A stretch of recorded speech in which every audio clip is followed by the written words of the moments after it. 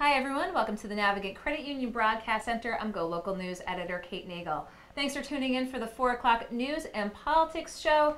As we do most Tuesdays, check in with Jennifer Lawless, formerly of American University, now heading to the University of Virginia. Jennifer, how are you today? I'm fine. How are you? We are well up here. The big news making the headlines today, the Supreme Court upholding Trump's travel ban. Was this expected? It was one of those things where it depended on how Anthony Kennedy, the swing justice, was going to go. The decision was not unexpected to be 5-4. The question was, would it be 5-4 in support of the Trump administration or 5-4 in support of the circuit courts? And what we see here is a big victory for presidential power. And so what's the fallout? Are we seeing the president sort of take a victory lap, if you will? Let's talk about the politics and the optics of it. Is he going to be taking this as a victory lap? I hear he is. I mean, the minute-and-a-half comments that he offered regarding it right after the decision came down suggest that he believes he was right all along, that this was just a waste of a year and a half, and that the court ultimately sided with him. Now, the one thing that's really interesting here is it's clear that campaigns matter, because the fact that Neil Gorsuch was the deciding vote makes it very, very obvious that had Hillary Clinton won, not only wouldn't she have put this travel ban into effect, but we would not have had a justice that would have supported it. On the other hand, everything that Donald Trump said during the campaign that was anti-Muslim or anti-immigration was not held against him in the decision by the justices. Instead, this was a situation where they just looked at the policy, not his intent behind it. So in some ways, Trump was able to have his cake and eat it too. And so let's talk moving forward. I mean, what are we seeing in the international community? Oftentimes we can get myopically focused here in the U.S. How is this perceived abroad? I mean, I think it's perceived as quite limiting and anti-immigration, right? The sentiment that Donald Trump has been espousing for the last year and a half is now seen as something that's permissible for the U.S. president to espouse. And so we've known that presidents can generally play an important role in immigration policy, but here we now have firm evidence that constitutionally the president can decide who comes into and who leaves this country. And I think it reaffirms a lot of the concerns that some of our allies had about U.S. politics under a Trump administration. And let's talk a little bit now about what we've seen since the issue of separating families at the border after the Trump administration said that they were looking to end that policy, reuniting families. What have we seen since then? Of course, we saw the visuals with the children being separated. Is there a sense that things have suddenly been rectified? You know, I've got to say, I thought this one was going to have longer legs because the visuals and the audio was so compelling. And this was a situation where most people just felt like they were being, their heartstrings were being pulled when they heard the screaming and they heard the crying. And for the last 4 or 5 days, we've actually not heard about this anymore. That doesn't mean that any of these kids have actually been reunited with their parents or that any of these families are back together. But it was clear that the optics were bad enough for the administration that they were willing to say, okay, we can't do this anymore. But the fact remains that more than 2,000 kids remain separated from their parents, that the administration believes that that was an appropriate way to move forward. They just don't think that it was ultimately that politically savvy of them to do it. And we're no closer to a real solution than we were before all of this started. Now, Donald Trump's approval rating went down a little bit, but it's unclear if that was directly because of immigration or if it was just the ebbing of the North Korea bounce that he had received. So, this is just more evidence that he's sort of Teflon among 40% of the population. And let's talk a little bit about the media's role in this and what we had seen sort of at the border. Let's talk, first of all, that picture of the little girl on the cover of Time magazine that apparently reports after the fact a father stepped forward, said never was separated. Was there some kind of concern about, how media did or didn't portray what had been taking place throughout this time? Well, I think the media actually saved the day and ended this policy. And so this was one of these situations where they were able to say, look, we've been there. We've seen kids in cages. We're at this Walmart store, and it does not look like summer camp. We have no idea what these people are talking about. So I think it's important, really, to express the important role that the media played and highlight that they're the ones that are ultimately able to deliver a message to the American people and let the American people weigh in on whether what the administration is doing is right or wrong. By the same token, they played right into Trump's hand by not fully fact-checking who the little girl on the cover of Time magazine was, that became the epic photo and that became the iconic image. And it turns out that it's not representative of the policy that was being debunked. So I think that helps Trump say, look, there's this liberal media and they're willing to be out and get me. And that actually was fake news. And, you know, I don't think that the liberals or the media want to give Donald Trump ammunition like that. So it's really important to be careful moving forward. We have to talk about the jacket. I know it was now several days ago now. Did you expect this out of the First Lady? I've got to say, I was on a work trip in California and I was with a political scientist, and we're both political junkies and we're both obsessed with this issue, and we were both completely stunned and silent for 24 hours. Because no matter how you think about it, it doesn't make sense, right? First of all, the jacket was $40. She doesn't wear anything that costs $40. Second, she was doing something that sort of ran counter to what the administration wanted by going to the border to meet with these kids. And then she is wearing a jacket that suggests she doesn't want to be there and doesn't even care. And then her comment that, well, you don't have to read into everything. Well, not reading into it is even worse, because that's just a level of tone deafness that's beyond the pale. So I still don't understand what happened. Well, I think there was the rationale that I don't really care, do you?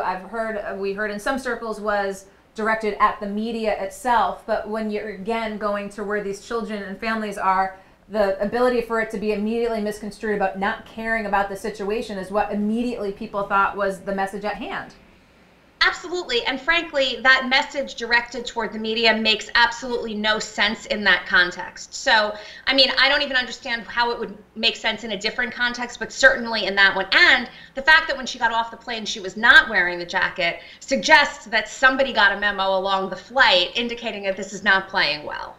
And I'm sure you've seen the memes of different jackets that had arisen following. There are many that I want.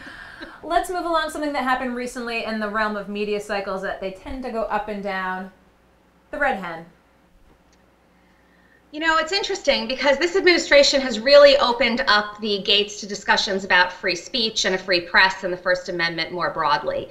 And obviously, Sarah Sanders was asked to leave a restaurant. She wasn't denied service. The whole thing was very civil, right? The owners of this restaurant in Northern Virginia said that they would prefer she not eat there. She got up and left and then took to Twitter and the airwaves and everything else. And I think that this is really interesting because this is just days after the administration did a victory lap again around this general sense that, you know, it's fine for a baker to deny a gay couple being able to make a cake for them for their wedding, that these are free speech issues. But when it comes to political reasons, you know, they're totally not in favor of establishments being able to deny people service. It's also just a week after several members of the Obama administration complained that they can't get dates in Washington, D.C. because people don't like them. You know, my feeling about this is there are consequences to where you work and for whom you work. And in some ways, and certainly in politics, you are judged by the company you keep. So my heart does not go out to Sarah Sanders on this one. And she was not, you know, denied the service. If she had been denied the service, I think that would have gone too far. But I think a civil conversation about how maybe this isn't the best place for you isn't to be totally unexpected. Well, you have to imagine in a realm of a restaurant and workers there, the story was going to come out anyhow. But the fact that she took to Twitter herself, some folks had taken some issue with that as well with her role within the administration. I think that's right, but I don't really think it's that unexpected. You know, I imagine that they were waiting for something like this to happen because it highlights that they are sometimes, or they feel sometimes that they're victimized as well. So, you know, this is just a perfect example of somebody in the administration being victimized by the liberal establishment. Now, the irony, of course, is not only did she call attention to this restaurant, but by Donald Trump then berating it on Twitter, my bet is that its business is going to be through the roof. And so, keeping an eye on primaries today, what are we watching around the country? I think New York is the biggest set of cases that are interesting here, two in particular. The first is there are several districts where there are hotly contested Republican primaries. There aren't that many Republican districts left in New York, but the Trump administration has endorsed candidates in several of these, and it'll be a good indicator of whether even in a state like New York, the Republican Party is able to be moved by Donald Trump and his endorsements. The other is that Staten Island race where Michael Grimm, who had, you know, threatened to throw a reporter over the balcony in the Capitol, and was then actually sent to prison, is able to get his old seat back. So we'll see what happens. Keeping an eye on New York, keeping an eye down in D.C., and as always, Jennifer Lawless, appreciate your taking the time to Skype in. My pleasure. Okay. Don't go anywhere. I'll be right back here in the Navigate Credit Union Broadcast Center with our next guest.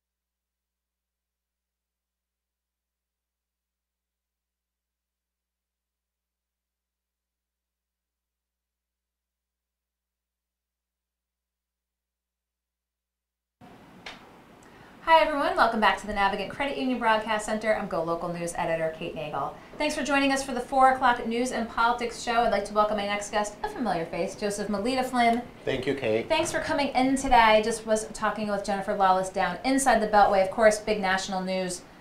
Supreme Court upheld President Trump's travel ban today. And I asked her, was this expected? I don't think it was expected. I do think that the usage of the word travel ban is quite clever when initially it started out very pointedly as the Muslim ban. The issue is that the president does have really broad powers to enforce issues of national security, and those are statutorily given to him. The way that the courts in the lower levels interpreted that, and we talked about this a few months ago, was that because he'd had this rhetoric about the Muslim ban and about wanting to ban people from Muslim countries specifically, it sort of went above and beyond the powers that were given to him. Now the Supreme Court comes and says, like, sure, that happened, but we're not going to look beyond what the statutory language says. And it's quite a broad holding. It's actually quite scary because it pretty much says that the president can make unilateral decisions about who he's going to allow into the country and that it's going to stand. Well, do you think this, as you mentioned, it's sort of a litmus test, if you will. This, again, it's the Supreme Court, it's the law of the land under this administration. Let's go back to the presidential powers. Is this a slippery slope now? Can you envision other actions under this administration? I think so, right? So just like we heard him talk negatively about people from Muslim countries, we also heard him say that Mexicans are rapists and the things about Salvadorians and the MS-13 gangs. And so, yeah, sure, I'm sure that some other things might come of this decision, and maybe then the Supreme Court will want to look beyond the statutory language and look at some of the expressed sentiments of the president. But for the time being, we're just sort of left in limbo and not really knowing where this is going to go. And so let's talk a little bit about something that had been in the news very much predominantly up until recently, when the Trump administration said that it would look to reunite children with their families at the border after we had seen a media barrage of what was happening with children being separated. As we were talking with Jennifer Lawless, it's been very quiet since this has happened. Do we have any idea what's actually taking place? No, so I do know that there's a huge coalition of immigration attorneys that are going down to Brownsville on July 11th and 12th. I unfortunately cannot be there, but they're precisely trying to get at the issue of what exactly is happening now. What are the efforts that are actually being made to reunify these children with their parents? Of course, so we heard the pronouncement that this is no longer going to happen and that the kids are going to be reunited with their parents, but where, right? So are they going to be reunited with their parents in jail, which is where their parents currently are, or are they going to be allowed to go to some happier place than that? And I think that's the next step, is trying to figure that out. As you noticed, this practice had been going on since October. And it wasn't until May, when people started getting loud about it, that something was done, supposedly by the influence of the First Lady and the First Daughter. I don't know how much I believe that, given the jacket incident.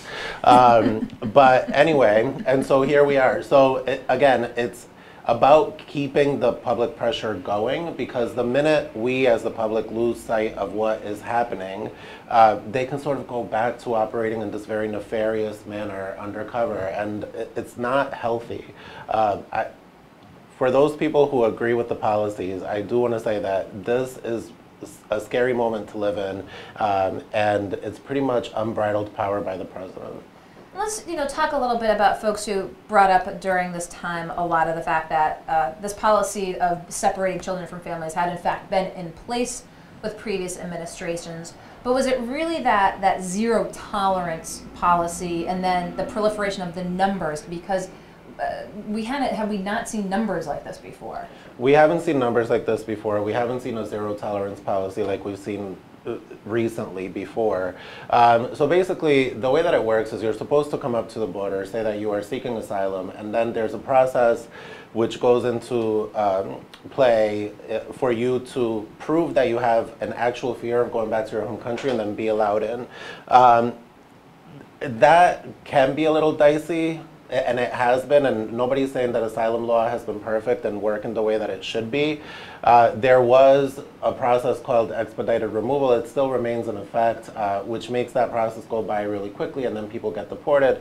But this zero tolerance policy, this policy where like no matter who you are, you're going to be charged with illegal entry, and then you're going to be separated from your children because you're sitting in jail. That hasn't happened before the way that it's happening now. And whoever is saying that it's happened before is not telling the truth, or they're just exaggerating just a little bit, because it hasn't happened to this extent before.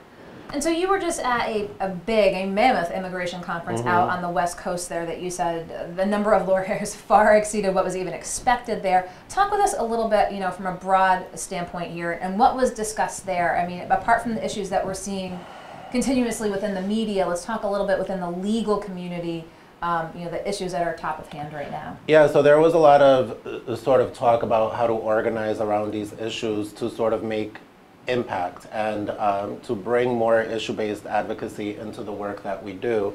And so a lot of the conversation spun from the week prior to the conference. There had been a couple of decisions, not by the president, not by any court, but by the Attorney General, Jeff Sessions, which scaled back asylum protections for people who have been victims of domestic violence and gang violence in their home countries severely.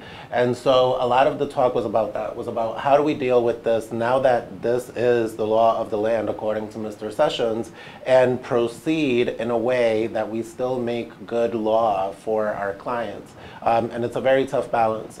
The total turnout at the conference, I believe, was in excess of 3,500 attorneys. And it's more than they've had in recent years. As I mentioned, it was more than was anticipated because some people were allowed to register on site. And it created a little bit of disorganized chaos, but it was just so encouraging to see so many people who wanted to be there to make sure that we are learning what we need to be learning to help people overcome their immigration barriers. So let's take off your immigration lawyer hat, which never really comes off. But let's talk a little bit about the Rhode Island Latino PAC. We just saw the General Assembly session wrap up here. All eyes are on not just November, but primaries ahead of time. And you've got a big fundraiser this week.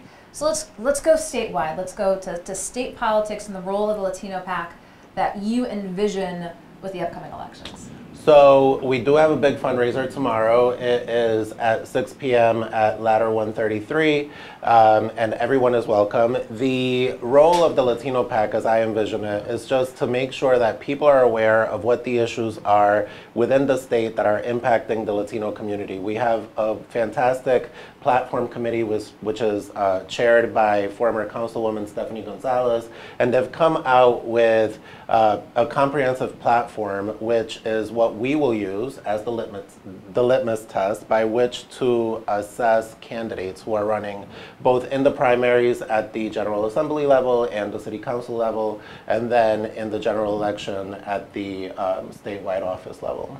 Let's talk a little bit about the Assembly session that just wrapped up and some of the hot button issues. Let's talk about Kristen's Law. Yeah. This is something that not just the Rhode Island Latino Pact, but a lot in the statewide recovery community, from healthcare to community organizations, were actually vehemently opposed to, for the stringentness of the punitive nature of punishing a drug dealer or someone who has just simply distributed drugs to someone who then has an overdose and passes away. Talk with us about the importance of this issue for the Rhode Island Latino Pact.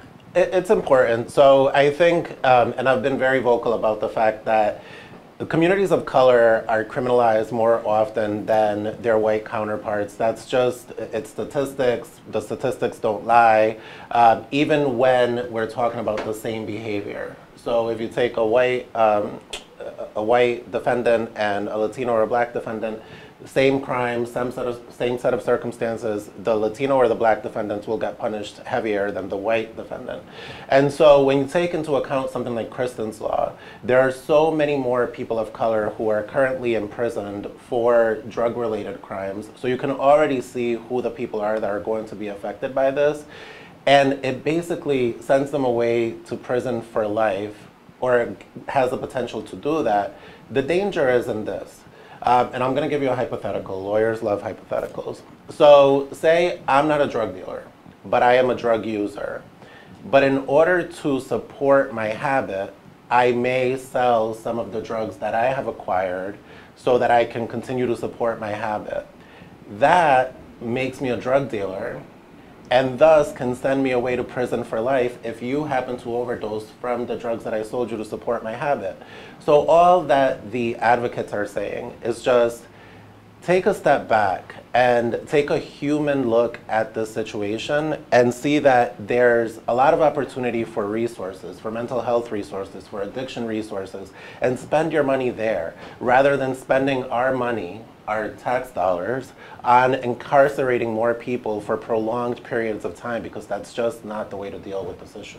And as the debate went on up at the State House, was there no middle ground here? I mean, it seems to be at one end of the spectrum. There was some middle ground. There were some intent elements and things that tried to be worked in, but ultimately the way that it passed, it seemed like it just kind of passed without much caving from one side, and that's where I'll leave it. Okay. Well, I'm sure that's going to come up in conversation with candidates moving forward. And as you said, the platform coming out of the Rhode Island Latino Pact. While I have you here in studio, Joseph, want to talk with you about municipal ID cards as we're standing here in Providence. Yeah, so municipal IDs are a huge win for the Elorza administration and a huge win for the city of Providence. For those who are not familiar with municipal IDs and what they do, it's a basic form of ID that you can obtain if you're a resident of the city of Providence, and which allows you to have a form of ID when you otherwise wouldn't have. So what are we talking about? We're talking about, again, disenfranchised communities. Undocumented immigrants have no possibility of getting a state-issued ID or license right now. A lot of homeless people find it cost prohibitive and also location prohibitive to get to the DMV. And so now they can go to City Hall and pay a nominal fee to get a municipal ID and sort of restore some dignity to their lives and be able to walk about knowing that if they are stopped by a police officer or if a business asks them for identification, that they have a piece of identification that they can actually provide. I'm sure you've seen out there as well some opposition to this. What do you have to say to opponents who simply don't want municipal ID cards? Yeah, so I think the opposition is that it might be, there's a cost burden obviously to the city associated with issuing the municipal ID cards, but also I think people are afraid that we're normalizing sort of undocumented immigration. I don't think that's what it is. I think people are just coming to their senses and realizing that the people who are here and they're not really going anywhere that quickly. And so while they're here, let's treat them with the dignity they deserve while they sort out all of these other issues in their life. And I personally applaud the mayor for getting municipal IDs done. I was in Michigan at law school when they did a similar initiative in Washtenaw County in Michigan, which is where I lived at the time. And again, it was something that was sort of cornered by the immigration advocates, and it was a huge success, and it's worked out there, and I'm sure that it'll work out here. Well, we're going to continue to keep an eye on it here, and then we'll have links up tomorrow night for the Latino PAC's fundraiser for tomorrow night. We're going to continue to keep an eye on all issues and appreciate your taking the time to come in and give your perspective. Absolutely, here. my pleasure. Okay, thank you so much. Joseph Molina Flynn, immigration lawyer here in Rhode Island and Massachusetts, also heads up the Rhode Island Latino PAC, and there is a big fundraiser tomorrow night. I want to thank Joseph for taking the time to come in. Don't go anywhere. I'll be right back with the Commissioner of Education, Dr. Ken Wagner.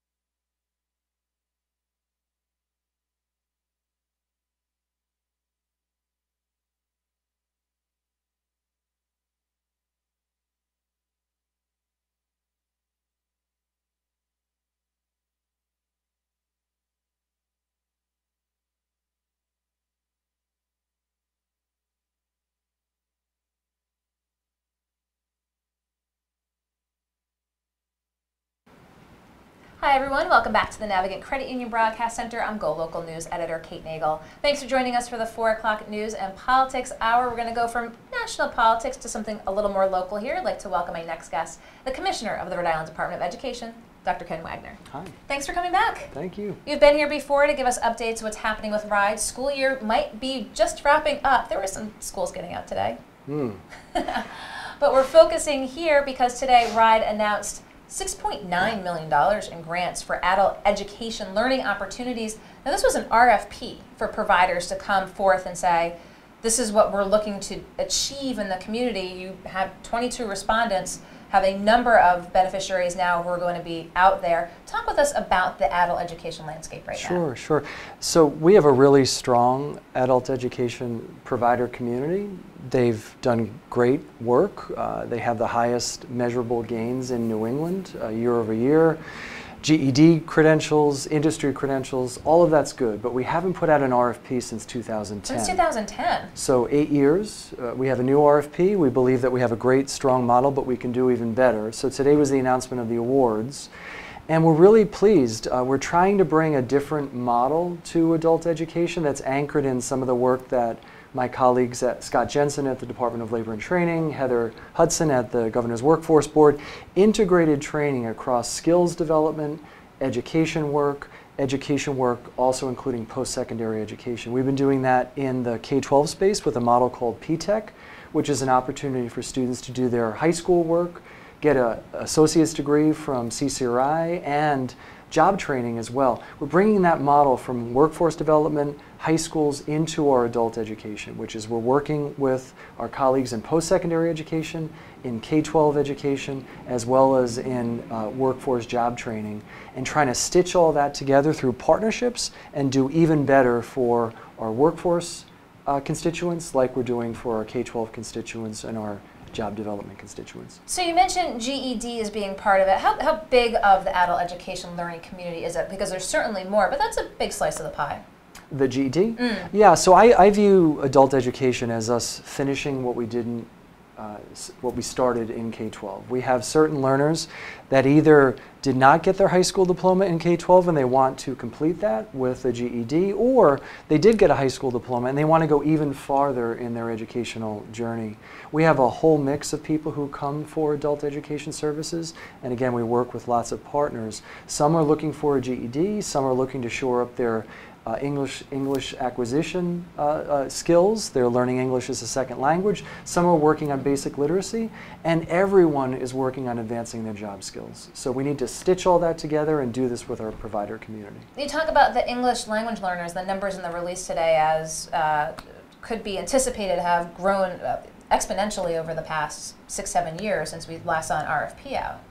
Yeah, the English language learner community is one of our fastest growing communities in Rhode Island. We need to make sure that we up our game to serve their needs, as goes the state, will go all of these different stakeholders. And we have to pay attention to our recent arrivals, people who are learning English as a second language, and also people learning other languages as a second language. Second language acquisition is a strength in a 21st century America, 21st century economy, and we need to step up for that. And so let's talk a little bit if folks are watching or know of folks. I mean, best resource, RIDE website. Where can folks learn more about how to get these services that are available? So we have particular pages on Adult Ed that lays out the different range of service providers, as in our press release. But also there's community resources. There's a number of community resources across the state, and any one of those community resources can point people in the right direction. And as K through 12 education, adult education, I'm sure is the same, the constant evolving of the skill sets to meet the needs of the job market. Talk with us a little bit about that. You talk about working in partnership. I mean, it must change so often, but there's still core skills there that need to be addressed. So we need to see this as one team. Presidents Hughes and Sanchez and Dooley in our public institutions, Commissioner Dan Messier in higher ed in general, Scott Jensen and Heather Hudson on the workforce side. We are one team that are working together to not only advance our economy, but to advance the lives of all the people that we serve. And the commonality across that model is we don't learn over here and do over here. We have to do it together. Learning and doing have to happen side by side. That's how we learn best, and that's how we'll be best prepared for the jobs that we are creating. And it's exciting work, but it's really, really important work as well. We'll provide again who those recipients are, again, of the $6.9 million for adult education. But as I said, school K through 12 is just about wrapping up this week. What else is on your RIDE plate this summer, Commissioner? So there's a great first that's happening this week. We did, again, working with the same partners that I mentioned before, summer internships. Paid summer internships with earned college credit for about 150 rising high school seniors all across the state. They have a boot camp that's going on this week. I joined them for a networking luncheon where they mixed and mingled with people who have things that they might want to learn about, various job possibilities. And that, again, is an integrated model. They're moving into their senior year on the high school side, but they're also learning job skills through this boot camp. And then at the end of the week into next week, they're going to go right into a paid summer placement with some of our biggest employers across the state. It's the start of a very important tradition that we hope to launch. What are we talking, 150 students? Was that the number? About 150 students. We had about 350 so applicants and about 150 students, and we hope to grow the program. I was going to say potential for growth. Now, how long is the internship program throughout the summer? I think it's a 6-week internship program over the course of the summer. They're going to work. They're going to work hard, but it's going to be some of their most fun, hardest work that they're going to do. And I met with some students at lunch today, and they said they learned more in the past 2 days because it was driven by context, hands-on, than they might learn in much more time in a traditional academic model. And these are rising seniors in high school? Yep. Okay, so that's summer learning. Anything keeping an eye out on the horizon for K through 12 next year? So the big news, of course, coming out of the legislative session is we're moving forward with our plan to make a historic investment in our school facilities. We can't possibly do this work if we have crumbling schools, which we have all across the state, and all communities struggle with facilities. So we now are moving forward with a bond referendum in November to approve a $250 million bond, coupled with an ongoing state appropriation, coupled with local contributions, $1 billion over the next 5 years. It's absolutely critical, not only for our kids and for our teachers, but for the future of our state. And if you didn't catch it, we had the bond referendum director, Eric Hasselhurst, on GoLocal Live the other week. If you Google it, you can check it out as well. So that bond referendum. I know one of the things that he had mentioned when I had spoken with him, I would like to tell folks again as well, they've gone around to cities and towns as it's moved through the legislative process, but now they're really making the appeal to communities. They go to the schools, they go in, but they're asking people to take the pictures and send it along as well. So this is really a grassroots approach as well. Yeah, and it's not just fix roofs and stop leaks and so on. Those, of course, are the most critical, the warm, safe, dry standard, but education has changed. So if we have buildings that are anchored in the turn of the last century as opposed to the turn of this century, we're putting kids to learn 21st century stuff in 20th century or worse buildings. So we need to also take better advantage of natural light, take better advantage of collaboration space, take better advantage of science labs so people have more hands-on experience aligned to our higher wage, high growth job opportunities, and also early learning. Early learning classrooms look different than traditional classrooms, and we know that an investment in early learning has a huge return down the road. It's a 7-to-1 return. You invest $1 in early learning, you get a $7 return. So we need to have facilities to support that career work, the economic development work, the early learning work, the science and technology, engineering and math work. So it's not just about warm, safe, dry. Every district can benefit from warm, safe, dry critical investments, but it's also about advancing our programs for our kids. Let's talk a little bit as well. There have been some folks that have asked, well, if these schools have been around for, say, 70 years, here we are in 2018, if we're looking at 70 more, do we actually envision sort of the bricks and mortar, if you will, how that will look moving forward? I mean, is there room for online component? I mean, how does sort of that education of the future look like it's shaping up to be? Yeah. So a couple of things in your question. The first is the only way we're going to be prepared, not get ourselves into the same mess that we're currently in, is also investing in ongoing maintenance. So a key feature that came out of the General Assembly, signed by the governor, is the requirement for communities to continue to invest in their facilities so we don't get back to the same state of disrepair that we're in currently. That being said, we have to take advantage of the changing in trends. So there will be a shift to more virtual learning opportunities. So we need to make sure that our investments are consistent with a digital education footprint, not just a face-to-face footprint, and also mixed use of facilities. It's increasingly going to be not just traditional schools that use our buildings, but wraparound services, whether they be health-related services or internship-type employer partnership services. So one of the things that we changed is that we make it permissible to get funding on facilities that are used not just by our traditional education folks, but our community wraparound people as well. And that's how our model is going to continue to change. Education increasingly is going to have more partnerships. Some of those partnerships will be through virtual channels, and some of them will be through community-based services. Well, school's almost out for summer. As you mentioned, a number of rising seniors across the state taking part in an internship program. We know the work of the education community doesn't stop, but is there going to be some room for some fun for the Commissioner of Education this summer? There's always room for fun, but I have fun doing my work, so it's nice to have those two things put together. Well, I appreciate you taking the time, as always, to come in, again, letting folks know what's happening at RIDE. Again, today, the $6.9 million that was put out to an RFP had community respondents for adult education learning. Will provide who those are when you check back in to GoLocal. So Dr. Wagner, I appreciate you taking the time to come in. Thank you. I'll let you go around the corner, and we'll wrap Take care. up here in the Navigant Credit Union Broadcast Center. It's been a busy day. Rachel Nunes kicked off the 3 o'clock hour with a full lineup in the Lifestyle Hour, and then 4 o'clock talking with Jennifer Lawless, Joseph Molina Flynn, Dr. Ken Wagner. We appreciate your tuning in. We look forward to seeing you here tomorrow at 3 o'clock. It's The Taste with Alfresco Dining with Rick Simone and more news and politics. I'll be back at 4. In the meantime, continue to read GoLocalProv.com, catch us on Facebook and Twitter, and of course, we look forward to seeing you tomorrow. I'm GoLocal News Editor Kate Nagel.